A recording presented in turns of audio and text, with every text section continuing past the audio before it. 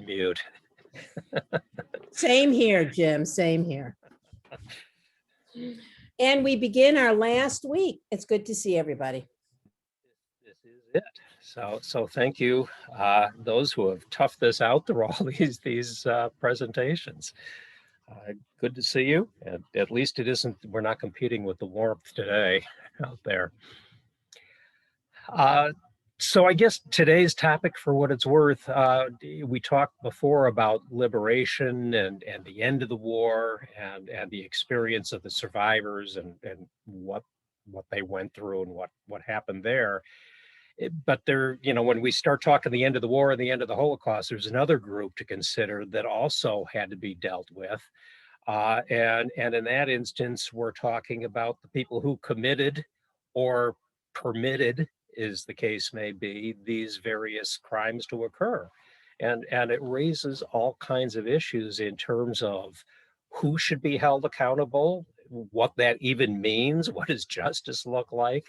So that's kind of where today was supposed to go. And of course, like everything, it's just not that simple. Even people who have strong feelings about this and know their minds and are, pretty strong-willed on this whole thing, still struggle to some degree with what to do with it. And I kind of go back to one of my favorite examples, I guess, because there's just so many interesting aspects about her, and that's Eva Kor, who clearly knew what she thought and how she felt and basically forgave everyone. And yet, even having done that, she still was involved in pursuing justice and trying to deal with that, whatever exactly that means. And I cite the case in particular of a fellow by the name of Oscar Groening, I'm not quite sure how he pronounced it. In 2015, he was 93 years old and arrested in Germany and put on trial as accessory to murder. He was known as the accountant of Auschwitz. He did not kill, or at least to my knowledge, was never even accused of killing anybody, but he certainly facilitated the process. He was there. He was on the train platforms at times and so on, but his main job, what he really was all about, was he was in charge of overseeing the confiscation and then the storage and distribution of the valuables from the prisoners as they were brought in and put out on the platforms. Eva Kor flew over to Germany and testified against him in his trial. And kind of I don't know if I want to say exactly funny, but in a way, funny side story to that is she testified against him in the trial, and then during a recess, went over to him to tell him that she forgave him for everything, because that's Eva. And his response was, as she walked over, he looked at her and fainted dead away. So it's, kind of a, but my point is, here's somebody who's all into forgiveness, but she's still also testifying at trials and trying to find some other form of justice in that sense. And of course, I guess we need to understand one of the issues here, where this starts from, is the fact that there's just no playbook for this. They're just, particularly this kind of a crime. And I go to Rwanda, which is just a remarkable, that's a topic for another day, but it's, if anybody wants, because it's an amazing story of the genocide in 1994 and how they dealt with it afterwards. But one of the issues that they faced in Rwanda is, who do you hold accountable and how do you do that? What does that look like without fostering further conflict? And I mention this because, I had mentioned this a couple of weeks ago, just about a month ago, I was in a discussion with the justice minister of Rwanda, a guy by the name of Johnston Busingye, which justice minister, he's in essence the attorney general. And in this discussion, his comment was, there is no such thing as a judicial system in any country that's designed to cope with genocide. It's just not what they're built for. Murder, yes, they deal with that. They have laws in place, they have systems in place, but there's just nothing to cope with a crime like this and of this kind of magnitude. And recognize even the international community in many ways is really ill-equipped to deal with it. Even if genocide had been defined as a crime and declared illegal, which it wasn't until 1948. So during the time we're talking about, during World War II and so on, there was nothing on the books about it anywhere. But even if it had been, outsiders can't really fully appreciate the local factors and the issues that people are dealing with in all of this. There's a professor from the University of London, a guy by the name of Phil Clark, who talks about the issue of what he calls local truth. And the fact, which is kind of an interesting and descriptive statement in terms of the the circumstances that surround each given instance that we're talking about. And so the systems aren't really there for that. And so what do you do as a result? Franklin Roosevelt and Churchill and Stalin met a couple times, of course, during World War II, when they discussed what to do at the end, particularly near the end, when it was clear that there was an end in sight and that we were going to win this war. It was just kind of a when, not so much anymore a whether. And they began to talk about what do we do at the end of it.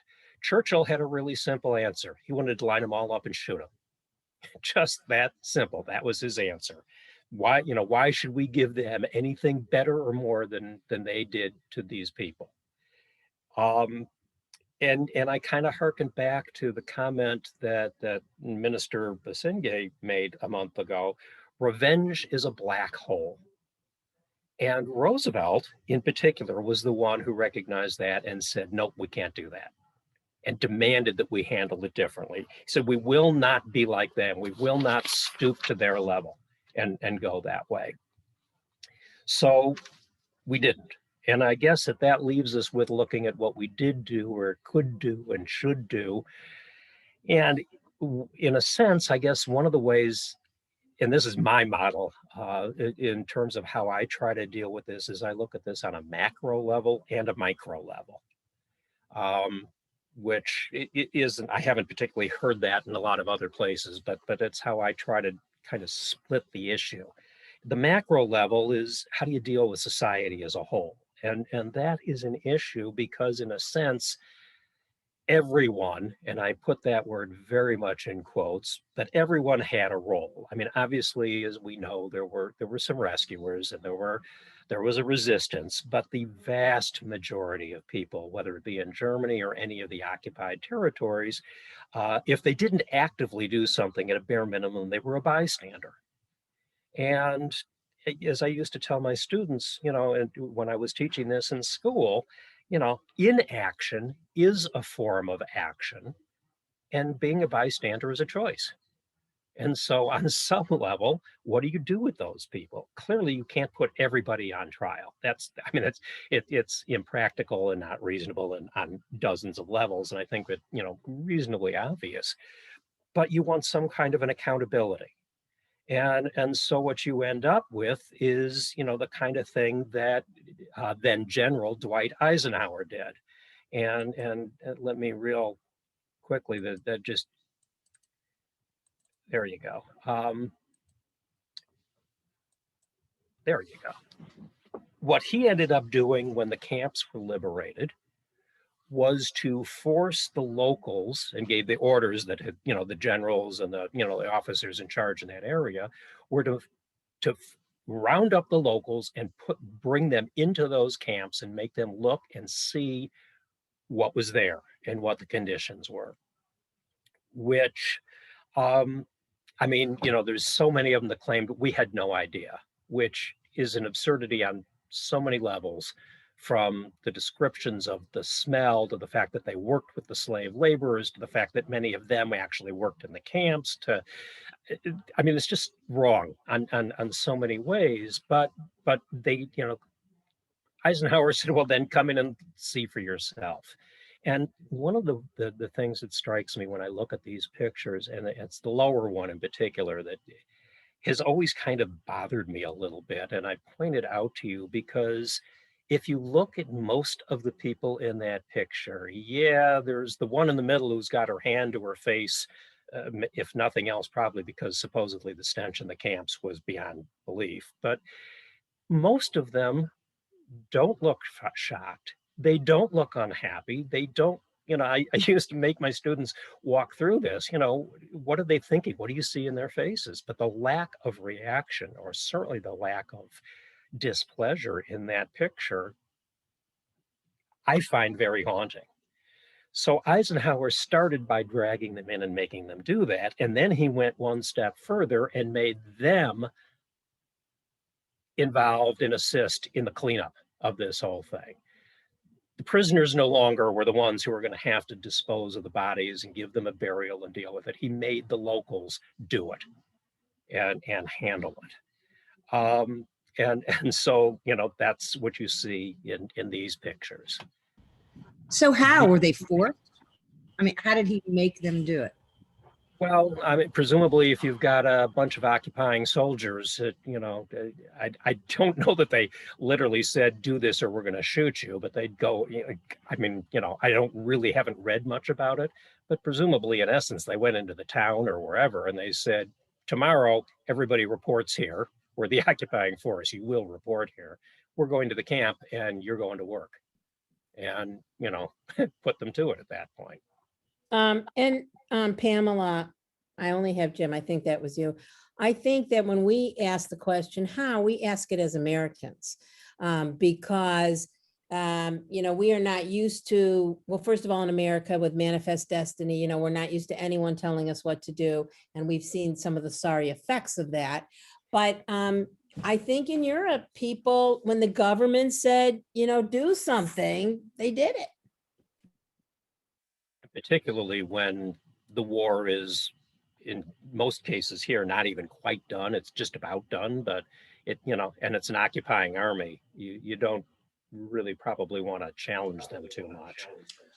Yeah, but Jim, look at the picture on the upper right-hand side, and you see the troops up on top of the incline, and they are obviously a forcing body to the villagers to do this. Good point. You're right. And they may not be standing there with their rifles trained on them like you see in some of the pictures, like emptying the ghetto, or whatever. But clearly they're an intimidating force. And if you say, I'm not going to be a part of this, you're going to be challenged on where do you think you're going to go. And I don't imagine home was an option that would have been acceptable. So, and I think you're right. It's a good point when you look at that picture. The bottom line on this is what, and Eisenhower said, part of the rationale behind this and why he was doing this is he wanted, number one, to preserve a record of what happened. And certainly with the pictures and the testimonies and so on, he was accomplishing that. But he also wanted to end any chance or any claim on the locals' part, gee, I don't know what happened. There could no longer be any question in anybody's mind. But the issue there is, that's great to let them be involved in the cleanup, if you will, but that's maybe not exactly the same thing as, I don't know, for want of a better term, make them pay. And that gets a lot more difficult. You could make an argument, I guess, that particularly Germany has paid out millions and millions of dollars in reparations over the years. And arguably, how do they do that? It's with tax revenue. So everybody pays taxes, give or take. And so everybody paid a little piece in that sense. But that's rather indirect. And realistically, sometimes as a history teacher, it's a little frustrating to look at us continue to make the same mistakes over and over again. But one that we did not make, at least, was we didn't repeat some of the things that happened with the Versailles Treaty at the end of World War I. The Versailles Treaty at the end of World War I, among other things, it reestablished boundaries, it set limits on military, it did various things, but notably one of the other things it also did was to severely punish Germany on a lot of levels, including economically, forcing them to pay off war debts of other nations and so on. And basically, one could well argue, laid the groundwork for much of what followed that became World War II. The damage that was done to the economy and the destruction on a personal as well as a national basis was so extreme. And at least we didn't repeat those kinds of things at the end of World War II. But that also means the reparations are only going to take you so far. Furthermore, things like the burgeoning Cold War rivalries began to intervene with any kind of a large-scale justice. So you end up with some individuals who kind of take a macro sense, if you will, but take their own stand. And I'm thinking here of somebody like Abner Gannett, who was an American soldier who was at the liberation of Buchenwald. He then actually served guard duty during the Nuremberg trials, spoke many, many years ago on a Sunday morning. I don't know how many people particularly remember that, but or even were there. Vanessa does, I do, but of course I heard him well enough. I used to tease him that I could give his speech as well as he could.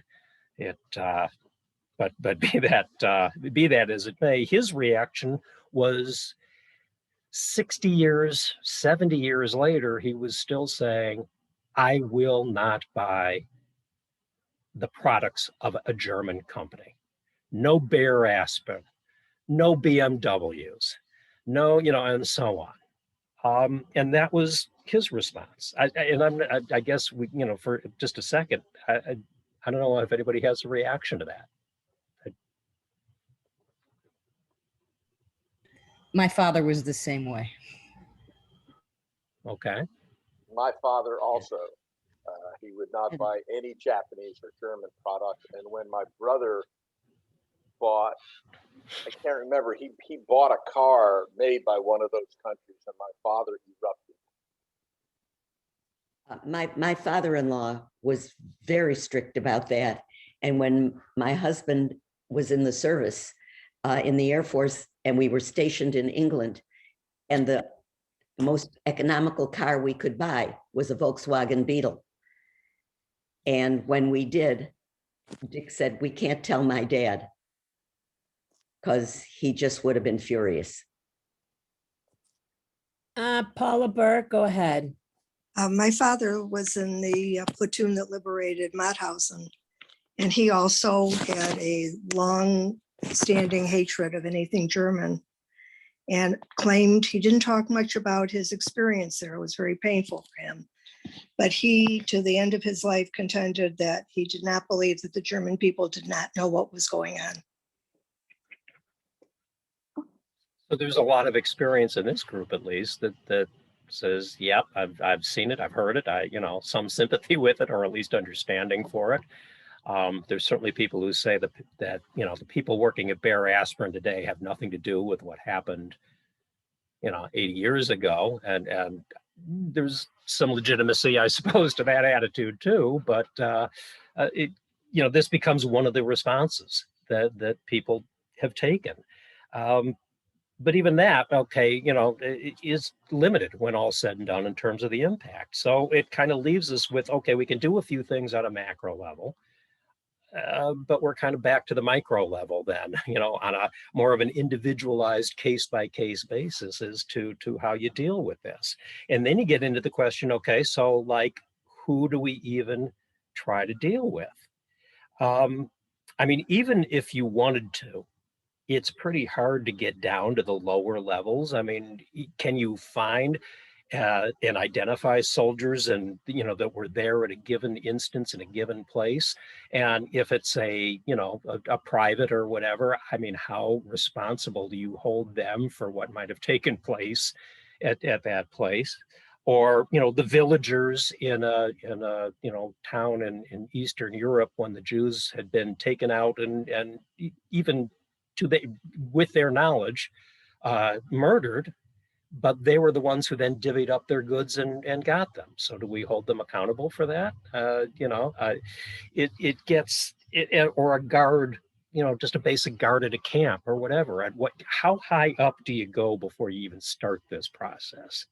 And obviously there's just no clear answer. As I kind of said before, there's no playbook for where you start this process. And how much proof do you need at that point to try to do something with that and hold them accountable. But the result is not always very satisfying.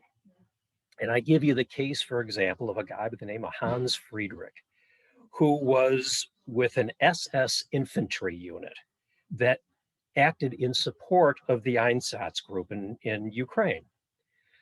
Just as a quick reminder, and I've referred to them before, but the Einsatzgruppen were the mobile killing squads, the ones that went behind the troops and entered the villages and rounded up the Jews and took them to the edge of town, to ditches, ravines, whatever the case may be, and just shot them, mowed the people down.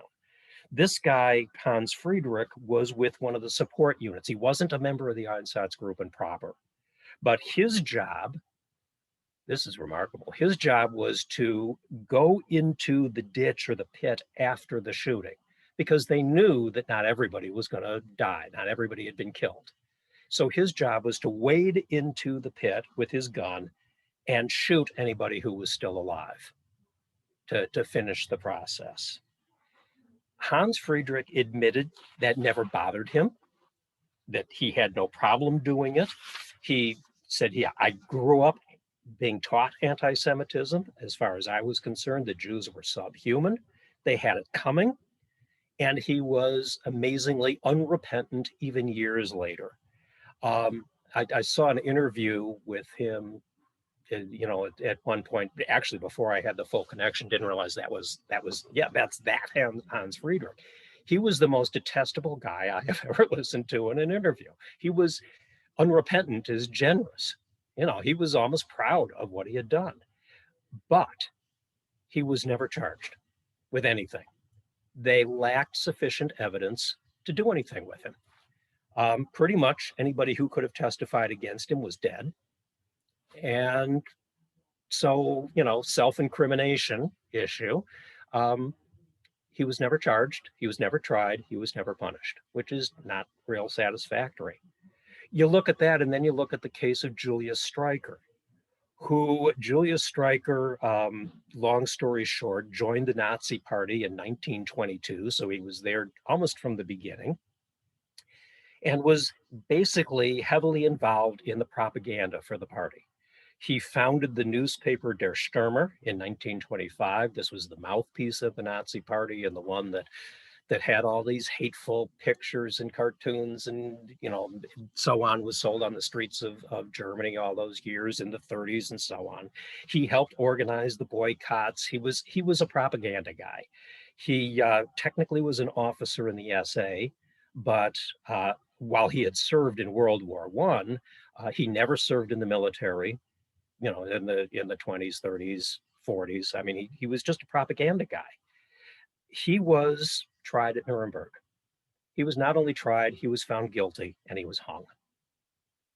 And it's difficult, I have limited sympathy, let's put it that way, for Julius Streicher. I'm not a fan of capital punishment in general, but it's kind of hard to look at Hans Friedrich and Julius Streicher and, well, I used to do that in class, and I'd have a lot of students walk out of class that day really agitated. They found it very hard to reconcile that combination, as do I on some level. But that kind of brings us to the issue of Nuremberg and the trials there, and particularly that one. As I had mentioned, Roosevelt's attitude was, we have to show that we're not like them. We have to, establish a record for posterity, and we have to give them a fair trial and do this unlike what they did. So the decision was made to create a tribunal in the city of Nuremberg, which had a couple of advantages to it. In the first place, it was, relatively speaking, in decent shape and standing at the end of World War II, where so many of the cities of Germany were just leveled and there was nowhere to do it. But perhaps equally importantly, it was on German turf. And certainly it's sometimes maybe a little bit more of an American thing, but the idea that you hold a trial at where the crime was and locally, and perhaps most important in a sense, poetically, I guess, if nothing else, that's the home of the 1935 Nuremberg laws, which were the ones that stripped the Jews of their citizenship as well as all kinds of other rights. So to go back to the place where this really legally began had a lot of poetic justice to it.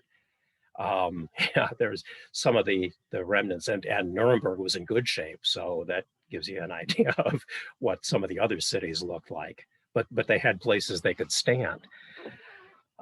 So that was the decision to hold the trials there. The United States, Britain, France, and the Soviet Union each sent one judge and one alternate.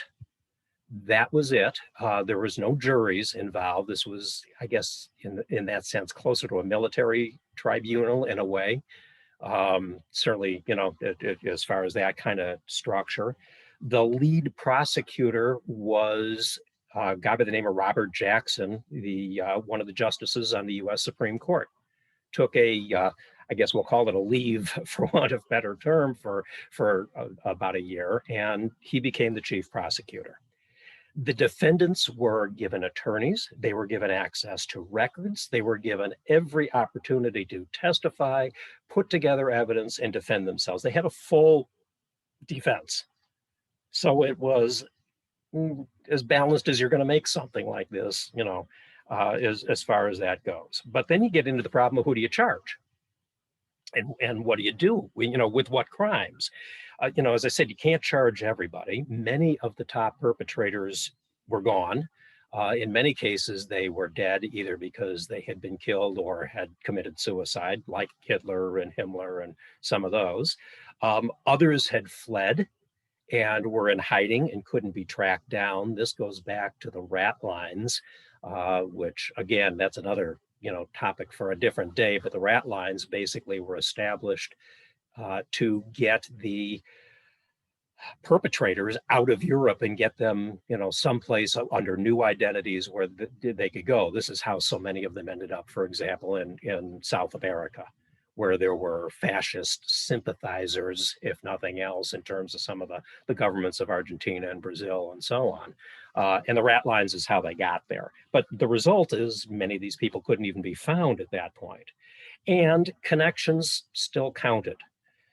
Some of you may be somewhat familiar and remember, because again, it's one of those things we talked about over the years on a Sunday morning with Robert Kempner, who had been he was a Jew and from Germany, an attorney, became a prosecutor and an advisor in the Ministry of the Interior during the 1920s, the early 1930s. And then, of course, in the 1930s, because he was Jewish, he was stripped first of his job and ultimately really forced out of everywhere and fled to America. So he got out before World War II actually began. He now was brought back to Germany and worked with the prosecution. He knew the language, he knew the people, he knew the systems in a way. And so he was involved in helping to identify and create the charges to go after some of these people. But he also shielded a lot of people who he had worked with in Germany when he was in the Interior Ministry, and worked out deals with them. Here's what I need out of you, this kind of testimony, we won't prosecute you, and so on. I mean, we play some of those games today and in other parts of our legal system, but Kempner was doing it there. So how do you get the people? You know, this becomes somewhat challenging. But ultimately what they ended up doing was creating a trial. And oh, that one. As I say, this was held in Nuremberg. They made the showcase trial. The key one had 22 men of various ranks from various departments that would be representative of the various positions and crimes that were committed. The highest ranking official there was Hermann Goering, who was arguably the number 2 man in the Nazi government. So they managed to get one really big fish in this. They did get several of the ministers, you know, basically cabinet officials. There were a couple of officers, high officers from the military. Hans Frank, who was the Governor General of Poland, was one of the people on trial there. Hitler's chief assistant, his chief of staff, if you will, in American terms, Rudolf Hess, was one of them. Our friend Julius Streicher, who I mentioned a couple of minutes ago, was there. That's them in the lower left-hand corner, I believe, and I believe that's Goering over there in the corner, close to the corner. But that's who they put on trial, and it lasted for the better part of a year. But now you get into what do you do with them? Okay, you can't charge them with genocide because it hadn't even been defined in international laws and it didn't exist yet, let alone had it been declared illegal at that point. So murder is generally not considered an international crime. It is more of a local issue. So charging somebody with murder doesn't work terribly well. So what they ended up with was, and I'm generalizing a bit, but basically with 4 charges. The first was the conspiracy to wage aggressive war, which is things like attacking other nations without provocation, which heaven knows, the German government at that point was involved in doing. The second charge were crimes against the peace. This is things like breaking treaties, which, whether it be against the Soviet Union or Poland or Czechoslovakia, there were lots of them, where they basically did those kinds of things to end the peace. The third charge that was commonly used were what we call war crimes, the atrocities against the prisoners of war, the use of slave labor from them, reprisals and bombings and so on, things like that were done in conjunction with the war.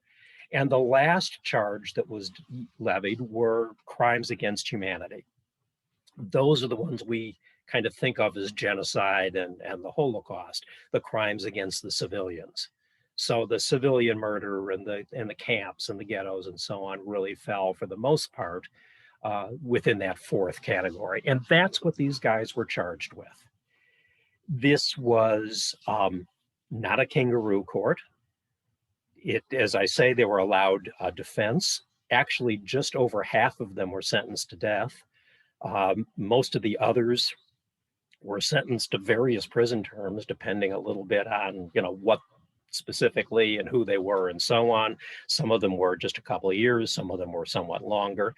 3 of them were acquitted for what it's worth. I mean, it wasn't guaranteed that they would all be found guilty, and some of them weren't.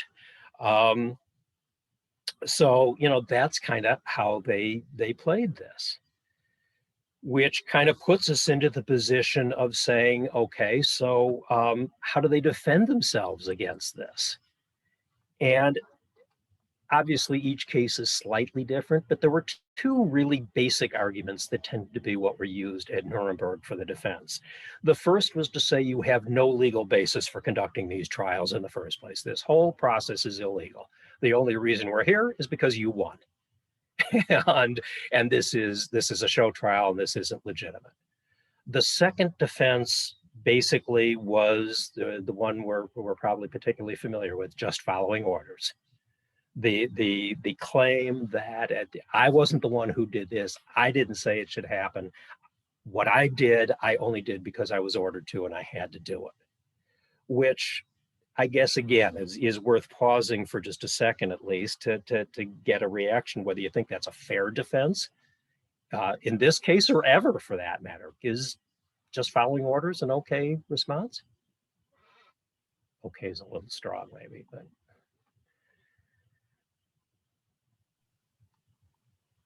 Well, I mean, I was just thinking of the My Lai massacre in Vietnam, where, imagine if you're a private and you're, in the army and, you're always taught to just obey orders unflinchingly. And, we've got this lieutenant that's telling you to do certain things. But like, what's in a warlike situation? I mean, you understand how crazy that is.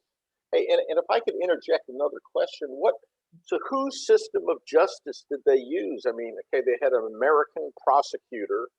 So how'd that work between those 5 countries? It's a fair question. And it's like nobody's system of justice in a way. It's kind of a makeshift one as they go. Certainly between Britain and the US, you had a very heavy orientation towards a legal code and system and practices that we would be used to. And France would go along with that as well. The Soviets, of course, Joseph Stalin used a somewhat different system of justice, generally speaking. Um, so you ended up with a bit of a hybrid, but as I say, it probably comes a little bit closer to being a military tribunal than what we think of as a civilian court. And I think that probably would be about the closest model. There were already international courts. They just really had never dealt with anything quite like this. So there was a little bit of a precedent in terms of international work with it, I guess.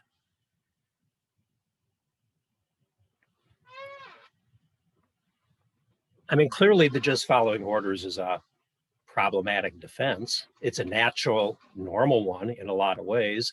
And we still see it today used in other circumstances, not just My Lai is certainly one, and I'll come back to it, but it's certainly one of the important things about Nuremberg is there were limits put to whether that was okay.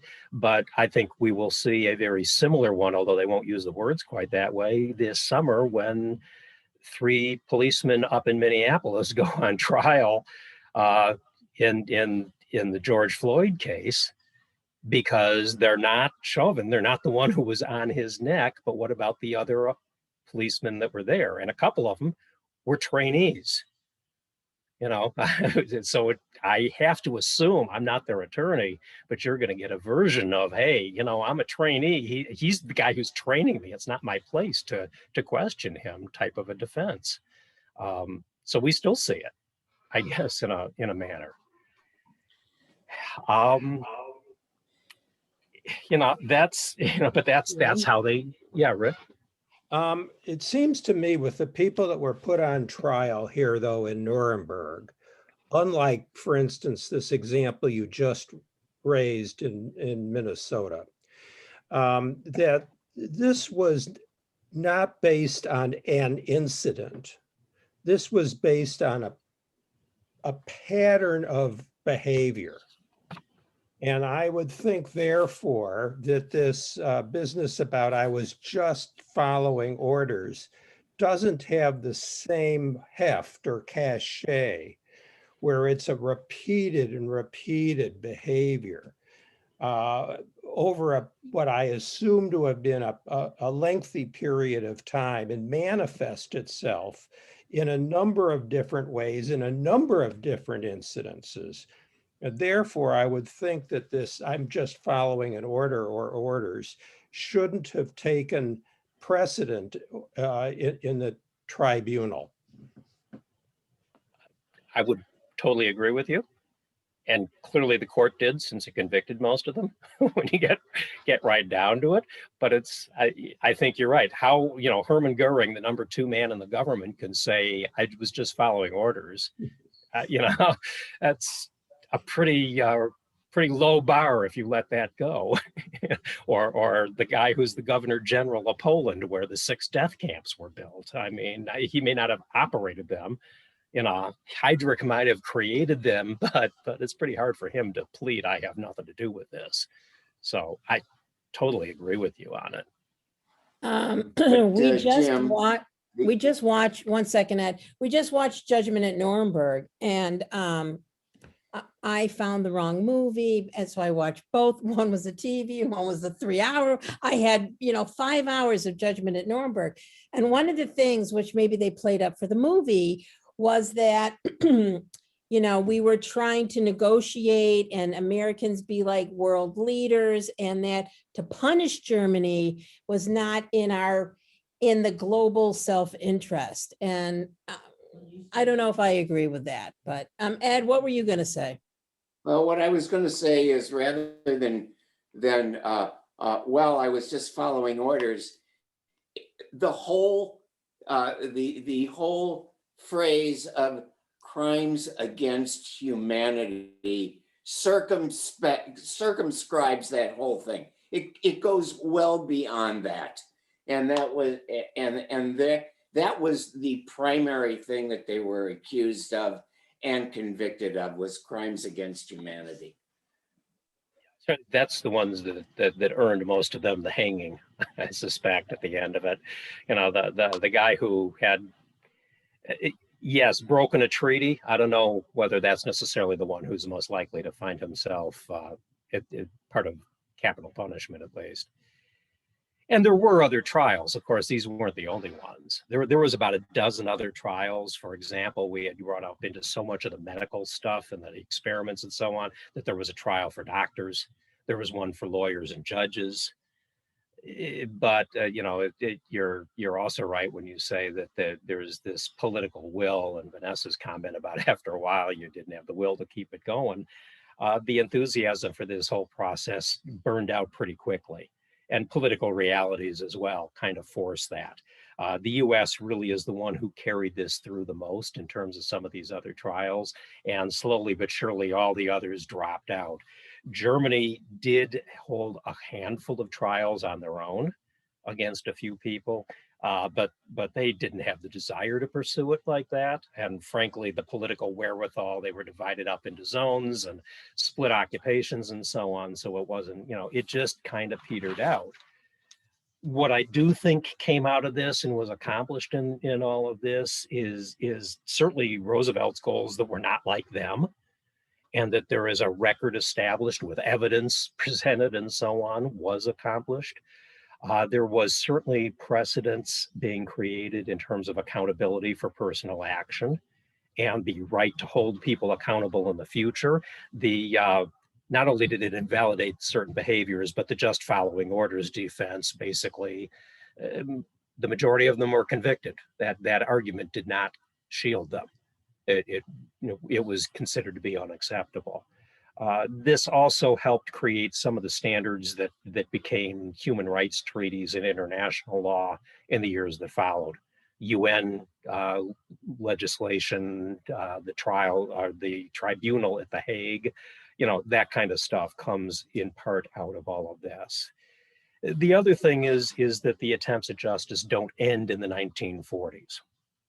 We have continued to struggle with how to hold people accountable, and including in places like Israel. And so I real quickly look at a case in Israel, which becomes kind of an interesting one.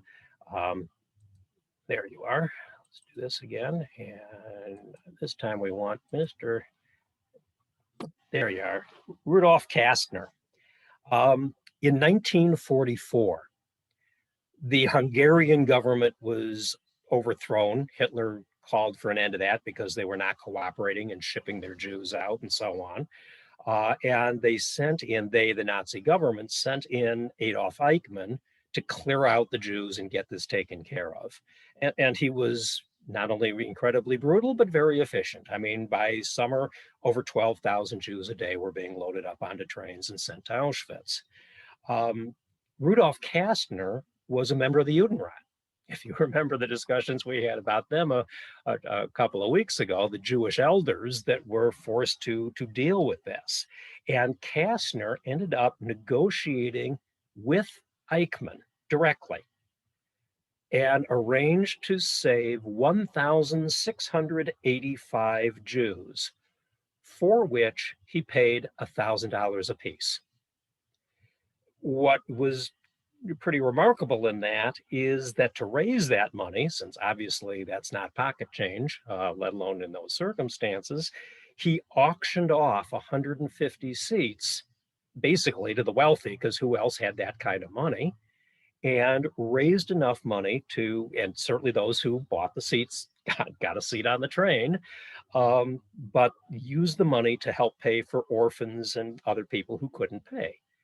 There were, hundreds of thousands of people in Budapest at this point, but 1,685 were loaded up on trains and sent off. The incredible part of that is Eichmann then actually broke his promise and sent the trains to Bergen-Belsen. But they managed to work it out, and they ended up getting to Switzerland and most of the people that were supposed to make it out did, which is, that the bottom right picture is arriving in Switzerland, and hanging out from the windows of the train and so on. But the touch on this and the Israeli connection that I said, Kastner ended up fleeing to Israel after the war was over. He survived and went there. In 1953, a writer saw him walking down the street and recognized him and started a campaign against him, accusing him of being a collaborator and helping his friends, failing to warn others of their impending fate, that if they didn't get onto his train, they were going to end up being sent to a death camp, and made his life so miserable that Kastner finally sued him, the writer, because he was all over the place talking about this. The trial was so controversial that the Israeli government collapsed over how to deal with it, what to do with it. The Israeli court, for what it's worth, ultimately found in Kastner's favor, but awarded him 1 shekel in damages, saying that he had, quote unquote, sold his soul to the devil. So the struggle goes on. The end result, for what it's worth, is that Kastner was assassinated on the streets of Israel in 1957, and his killers were never caught. So that's kind of how that one actually ended. The one other case in Israel that I'll bring up, and I'll try to do it fairly quickly, because again, you're probably somewhat familiar with Adolf Eichmann, who I've been mentioning, otherwise known as the man in the glass booth. But that too became a really interesting story for Israel to deal with. And real quickly, Adolf Eichmann, let's just summarize his early life by saying he was kind of an average middle-class guy. He was a salesman. Matter of fact, did a lot of business with Jews in the 1920s. And he was just, he wasn't particularly successful or a failure. He was just sort of a run-of-the-mill. He joined the Nazi Party in 1932. He really, for the political cover of it more than anything else, because he could see what was happening. He ultimately joined the SS as well and became a protege of Reinhard Heydrich, the guy who created the ghettos and the camps, and it was Himmler's right-hand man on all that stuff. In 1938, Eichmann's career really did quite well, because they were having so much trouble getting Jews out of Vienna, Austria, when they took over Austria, because there was so much bureaucracy and red tape, they were having difficulty with it. Heydrich sent in Eichmann as his chief assistant to fix this, which he did incredibly well and efficiently. So well that they had him then go into Czechoslovakia and do it there. And then he cleaned up the red tape and the problems in Germany. And as I mentioned a second ago, in 1944, he was sent to Hungary to get it done there, which he did brutally, but he did it. Brutally enough that near the very end of the war, Himmler recognized that it was over. This was done. And told them to stop the deportation of what was left of the Jewish community. Eichmann refused to follow the order because he said he knew what Hitler really wanted. And so he continued even after being told to stop. He fled to Argentina at the end of the war under an assumed name, through the rat lines. Like I said, that's its own saga. But the result is, at the Nuremberg trials, he became the target of a lot of the blame. Everybody started pointing the finger at Eichmann, maybe because he was somewhat guilty, but also he wasn't there to defend himself. So it made it, relatively easy to point to him. And so there it stood as one of the most wanted men in the world, and nobody knew where he was. And eventually the Israeli government tracked him down. They figured out where he was, found him in Argentina under the assumed name, sent in a squad of agents who quite literally kidnapped him off the street, picked him up, grabbed him and picked him up off the street, drugged him and smuggled him out of Argentina, which caused all kinds of problems between Argentina and Israel. It's an amazing story to go into. But the bottom line is he was flown to Israel and put on trial. For his own safety, they put him in the glass booth, bulletproof glass, so that nobody could shoot him or attack him during the trial while he was in the courtroom. The prosecutor of the case was Israel's attorney general. He said that he speaks not for the world community. I am here to speak on behalf of the 6 million. And again, they afforded Eichmann, they brought in a defense attorney from Nuremberg for him and gave him ample opportunity to defend himself against a 15-count indictment, many of them Nuremberg type charges, crimes against humanity and so on, but also with crimes against the Jewish people. And this was a 3-month trial.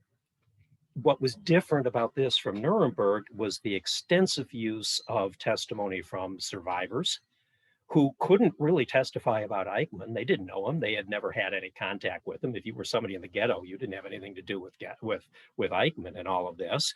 But they gave a voice to the Jewish people, which had not really been done at Nuremberg. Nuremberg was a very legal, if you will, type of procedure with almost none of that extraneous type of testimony, what happened to the Jews. So this became the showcase to talk about what happened there.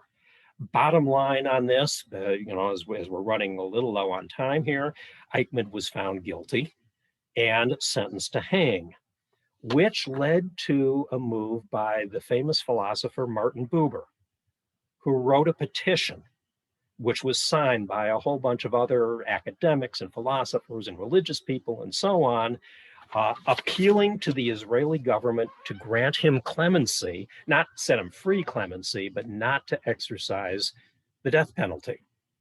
Don't sacrifice our principles for the sake of revenge against Adolf Eichmann. And we don't believe in capital punishment in Israel. Don't do this. The bottom line on this is on May 31st, 1962, he was executed. The remains were spread at sea in the Mediterranean. And to this day, Adolf Eichmann remains the only capital punishment case in modern Israel. It's never been done before or after in modern Israel. So that's kind of his story in all of this. Morel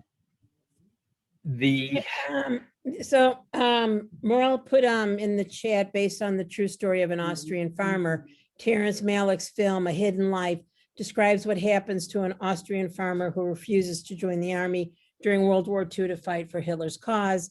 And I also quickly looked up, because I knew there's been some movies on Operation Finale, which that's from 2018. And if you want to learn more about Eichmann. Yeah, and there's all kinds of books and stuff on it. It's certainly one of the more written about. And I'll even refer to one of them in a minute before I totally wrap this up. But at some point, does justice say enough is enough? Do we ever reach a point where it's been too long and it's pointless because, these people, if it's been 70 years since, World War II and they're, 90 years old or whatever, how much harm can they really do? Is it time to move on? And that's not an issue that is irrelevant. In February of this year, they charged a guy 100 years old. He was charged because he was a guard at the Sachsenhausen concentration camp. Don't have a name for him because German laws guarantee his privacy at this stage. But he has been charged as an accessory to over 3,500 murders at the age of 100. And if you don't like that one enough, try the case that also came up this February. She's 95 years old at this point. She was a secretary to the commandant of one of the other camps. She has been charged as accessory to over 10,000 counts. The real touch of that is she will be tried as a juvenile because she was under 21 at the time she worked at the camp. Vanessa is clearly amazed at this. Does this accomplish anything? That's just is blowing my mind. I don't know what to say about that. I'm glad that there's some accountability, and I think a lot of the Nazis fled, and we talked a little bit about Simon Wiesenthal, but then to try her as a youth, I don't know. And then where are you going to put these aging people? Yeah, Gruning was found guilty, but he was sentenced to 4 years, and not even sure if he survived long enough to start serving, but. So I'll leave you at being 2 minutes of 3 with just a couple of closing thoughts, I guess. And then I got nowhere I got to be till 7:30 tonight. So I'm happy to sit around and chat for as long as anybody wants. But it kind of a combination, I guess, of a conclusion, not only for today, but for the whole series of discussions we've had over the last few weeks. You know, the motto of the Holocaust, never again, nice sentiment. Clearly, it can happen again. It has happened again, way too many times. I mean, it rings hollow. So the issue becomes letting our guard down.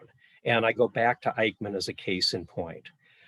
Adolf Eichmann, as I said, was kind of just a run-of-the-mill guy. And that's the whole issue, I guess, in a sense that a woman by the name of Hannah Arendt wrote a book, Eichmann in Jerusalem. Okay, there it is. Interestingly, Hannah Arendt is a philosopher, not a historian. And the subtitle of that book is A Report on the Banality of Evil. Because Arendt argued, if perpetrators like Eichmann are special and unusual cases, then not only are we dehumanizing them, but we can satisfy ourselves that they're not likely to happen again because they're unusual. It's quirky, and it's not. There's no danger.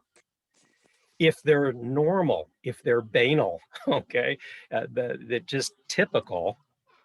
Well, now all of a sudden it could happen again, and now all of a sudden Eichmann becomes a warning about what happens when you're too normal, and that we all are subject to that. And that's, I think, one of the abiding issues that come not just out of today, but this whole series of presentations.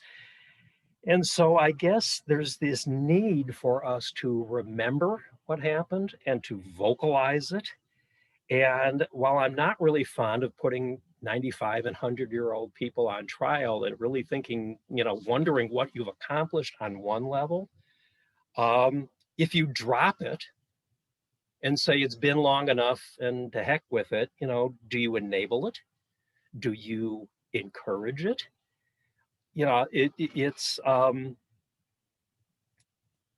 I go back to a comment that was made by Adolf Hitler in the 1930s, and President Joseph Biden has just made this an incredibly timely and pithy comment. And when I originally planned to make it, I didn't expect it to go quite there. But if you have been watching it all in the news this week, he acknowledged what happened with the Armenians in the Ottoman Empire as genocide.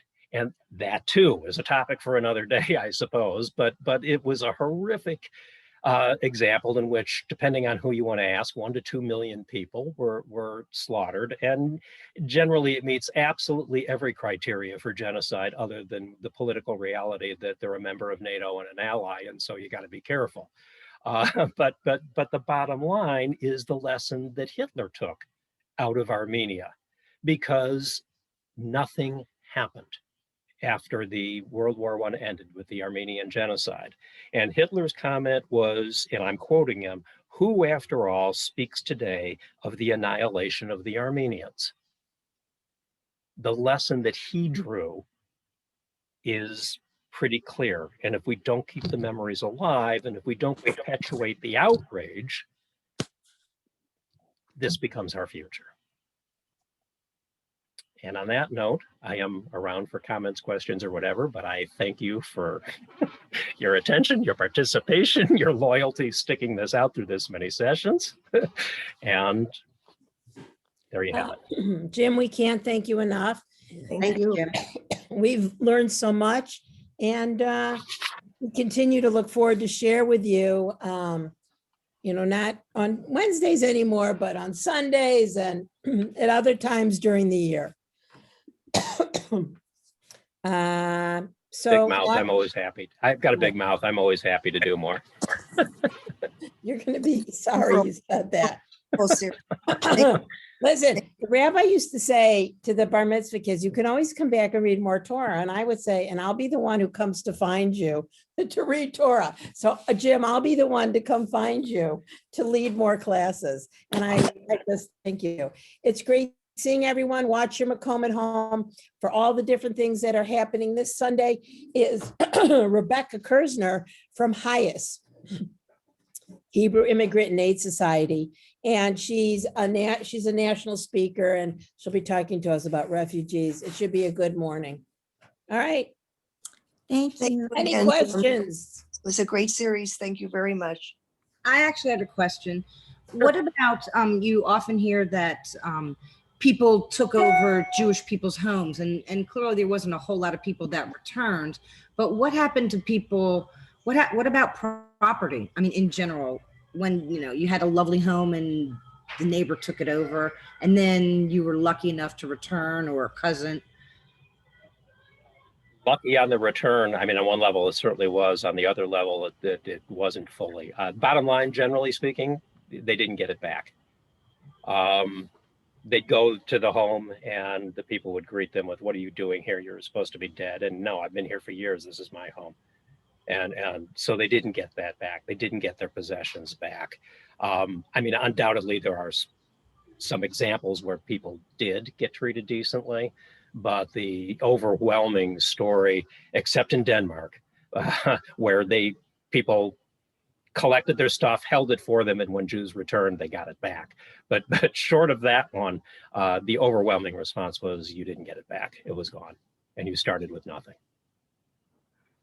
And what about the artwork that was stolen? A lot of it's ended up in museums. Some of it got returned to museums and so on if it wasn't a private collection, but there are lawsuits still going on even today from the estates of people whose artwork and so on was confiscated, and they've never gotten it back, and they're still pursuing it. I mean, artwork is probably one of the more traceable pieces in that sense. The wholesale theft of what the Nazis did is just an incredible. If any of you are familiar with The Mountain Men, it was a great book, and then they made a movie out of it as well about the attempt to try to recover some of this stuff that was stolen, particularly by people like Goering and Himmler and Hitler and so on, who were connoisseurs of this stuff. That's a whole other class on Yeah. what they stole, what happened to it, and how we're trying to get it back. So great questions. Thanks, Pamela. All right. Anything else? All right. Bye-bye, everyone. Hi, thank you. Thank you. You again. you.